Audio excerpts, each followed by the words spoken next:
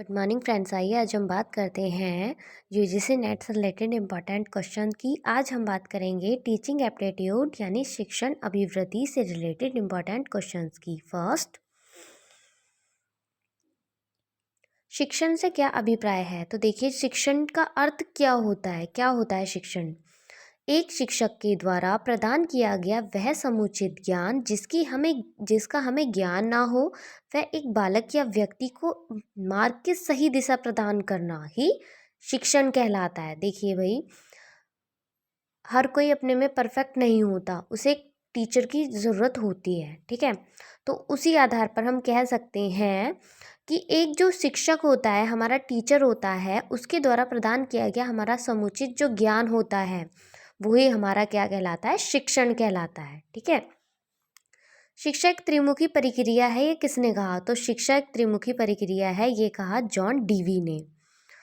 शिक्षण एक पारस्परिक प्रभाव है जिसका उद्देश्य दूसरे व्यक्तियों के व्यवहारों में अपेक्षित परिवर्तन लाना है।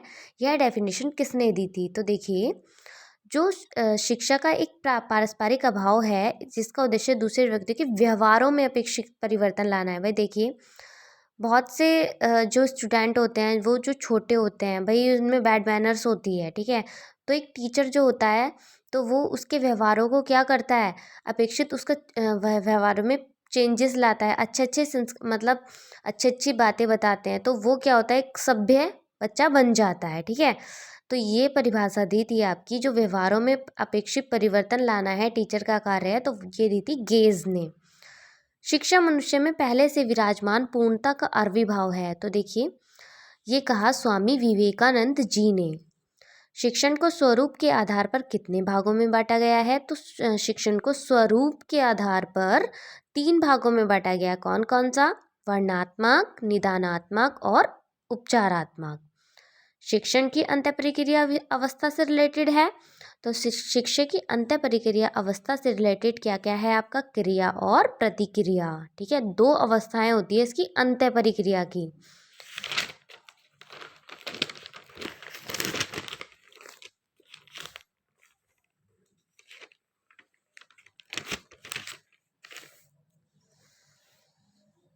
भावात्मक ज्ञान क्षेत्र में किस प्रकार के मूल्यों को समावेशित किया जाता है? तो भावात्मक ज्ञान का क्षेत्र जो होता है उसमें अग्रहण, आकलन और मनोदृष्टि, इन 3 मूल्यों को समावेशित किया जाता है।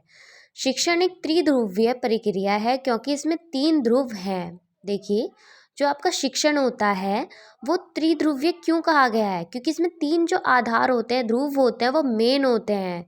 ठीक है, जो इसका सिस्टमेटिक तरीके से इसको प्रिपेयर करते हैं शिक्षण को। ठीक है, क्या क्या होता है भाई? देखिए, सबसे पहला तो छात्र, दूसरा शिक्षक और तीसरा पाठ्यक्रम। इसके 3 ये आधार होते हैं शिक्षण के। भाई छात्र ही नहीं होंगे तो शिक्षक किसे पढ़ाएगा, है ना? और शिक्षक ही नहीं होगा तो छात्र किससे पढ़ेंगे? और थर्ड आपका पॉइंट है सिलेबस, पाठ्यक्रम। अगर पाठ्यक्रम नहीं होगा तो शिक्षक पढ़ाएगा क्या, है ना? शिक्षण को परिभाषित करो। तो देखिए, अब शिक्षण की मैंने एक डेफिनेशन आपको स्टार्टिंग में दी थी, अब ये बहुत ही सिंपल है। इसमें क्या है? दूसरों को सिखाने, दिशा निर्देश देने व उन्हें निर्देशित करने की प्रक्रिया ही शिक्षण है। मीन्स क्या है आपका कि भाई सिंपल लैंग्वेज में इसके 3 आधार क्या हैं? किसी को सिखाना, दिशा निर्देश देना और उसको निर्देशित करने की प्रक्रिया ही शिक्षण है। ये किसके द्वारा कहा गया था? रियांस के द्वारा। राइटर कौन थे? रियांस। शिक्षण की प्रकृति विद्यार्थियों के किन किन पक्षों को विप्रेरित करती है? तो देखिए, जो शिक्षण की प्रकृति है विद्यार्थियों के 3 पक्षों को विप्रेरित करती है, संज्ञात्मक, भावात्मक और क्रियात्मक। ठीक है, चलिए थैंक्स।